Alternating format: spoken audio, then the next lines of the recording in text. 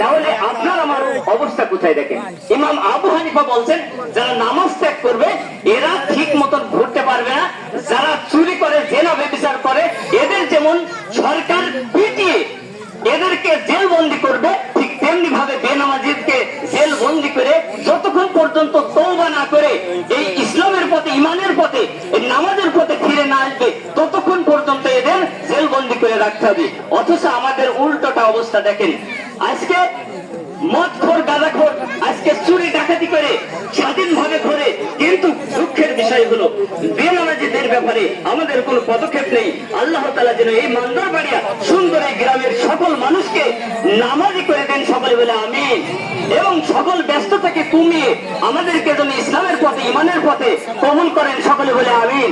সম্মানিত মুসল্লিকরাম, অনেক কাজ আপনারা জানেন যে টাকা উঠানো এবং নতুন কমিটি এবং তাদের নিয়ে অনেক আলোচনা হবে। আল্লাহ তাআলা আপনাদের এবং আমাদের সকল ইবাদত প্রস্তুতি এবং এই আনন্দটা কবুল করুক, এবং আমরা আমাদের যে কষ্টের সিয়াম, এই এক মাসের কষ্টের সিয়ামটা যেন আমাদের কবুল করেন, এবং আমরা সকল বিশৃঙ্খলা হুড়াল এবং সকল কলহ থেকে, ব্রাত থেকে আমরা যেন সুন্দরভাবে আমরা যেন খুতবাটা শুনে এই সালাত শেষ করতে। তাহলে আপনার আমার অবস্থা কোথায় দেখেন।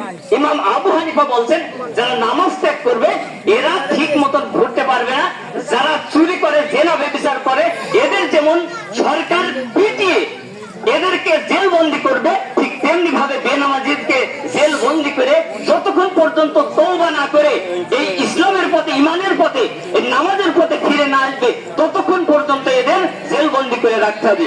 অথচ আমাদের উল্টোটা অবস্থা দেখেন। আজকে মদখোর গাঁজাখোর আজকে চুরি ডাকাতি করে স্বাধীনভাবে ঘোরে, কিন্তু দুঃখের বিষয় হলো বেনামাজিদের ব্যাপারে আমাদের কোনো পদক্ষেপ নেই। আল্লাহ তাআলা যেন এই মান্দারবাড়িয়া সুন্দর এই গ্রামের সকল মানুষকে নামাজি করে দেন, সকলে বলে আমিন।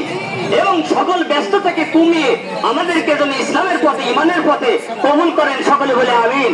সম্মানিত মুসল্লিকরাম, অনেক কাজ আপনারা জানেন যে টাকা উঠানো এবং নতুন কমিটি এবং তাদের নিয়ে অনেক আলোচনা হবে। আল্লাহ তাআলা আপনাদের এবং আমাদের সকল ইবাদত প্রস্তুতি এবং এই আনন্দটা কবুল করুক, এবং আমরা আমাদের যে কষ্টের সিয়াম, এই এক মাসের কষ্টের সিয়ামটা যেন আমাদের কবুল করেন, এবং আমরা সকল বিশৃঙ্খলা হুড়াল এবং সকল কলহ থেকে, ব্রাত থেকে আমরা যেন সুন্দরভাবে আমরা যেন খুতবাটা শুনে এই সালাত শেষ করতে পারি, সকলে বলে আমিন। আসসালামু আলাইকুম ওয়া রাহমাতুল্লাহি ওয়া বারাকাতুহু।